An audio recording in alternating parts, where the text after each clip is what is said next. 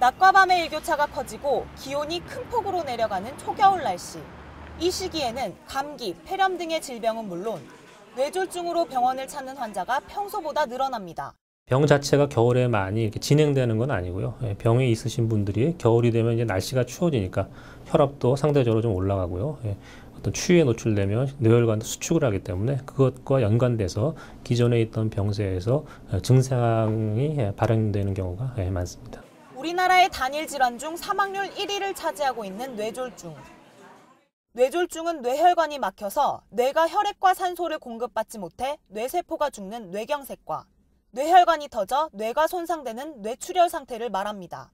서울의 한 병원 조사 결과 갑작스런 어지럼증을 호소하는 50대 이후의 환자 가운데 20% 정도는 뇌졸중 등으로 인한 어지럼증 증세인 것으로 나타났습니다. 머리가 되게 아파서 아스피린 하나 더 먹고 그 이튿날 또 정상이 와가지고 왼쪽 손발이 마비가 오고. 뇌 속의 모세혈관이 좁아져서 발생하는 뇌혈관 협착증은 뇌경색의 가장 큰 원인으로 적극적인 치료를 하지 않고 방치할 경우 전체 환자의 10% 이상이 1년 이내에 뇌졸중으로 이어집니다. 혈소판 응집 억제제라는 그런 약물을 써서 더 이상 협착이 진행하지 않게 해주는 게 제일 중요할 것 같고, 두 번째로는 그에 못지않게 중요한 게 위험인자를 없애주셔야 됩니다. 그래서 본인이 혈압이나 당뇨, 고지혈증 이런 게 있는 분들은 그거에 대해서 여러 가지 약물 치료를 한다든지 운동 치료를 한다든지 이런 걸 꼭 해주셔야 되고요. 그다음에 술, 담배를 하신 분들은 술, 담배를 끊어주신다든지 이런 기본적인 치료를 하는 것을 원칙으로 하고 있습니다. 최대한 뇌혈관 협착 증세를 막을 수 있는 내과적 치료에도 불구하고 지속적으로 증상이 재발될 경우 좁아진 뇌혈관을 넓히는 외과적 시술을 선택하는데요.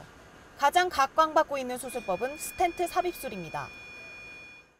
마지막 방법으로 외과적인 치료를 하고 있는데, 뇌혈관은 그 협착증이 생겼을 때 우리가 다른 부위처럼 이렇게 수술로서 째고 하고 이런 부위가 아니기 때문에요. 주로 풍선이나 스텐트라는 그물망을 이용해서 그 협착된 부위를 넓혀주는 그런 시술을 시행하고 있습니다. 허벅지에 작은 구멍을 낸 뒤 대퇴동맥으로 카테터라는 가능관을 뇌혈관까지 밀어 올리고 스텐트를 넣어 좁아진 혈관을 확장시킵니다.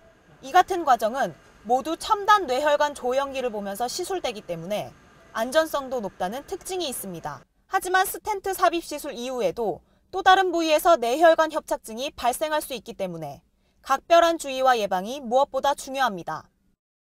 뇌세포가 한번 죽고 나면은 필연적으로 거기에 따라 발생되는 그런 신경학적 장애가 생기게 됩니다. 제일 대표적인 거는 반신마비나 또 좌뇌에 생겼을 때는 언어 장애 이런 것들이 올 수 있습니다.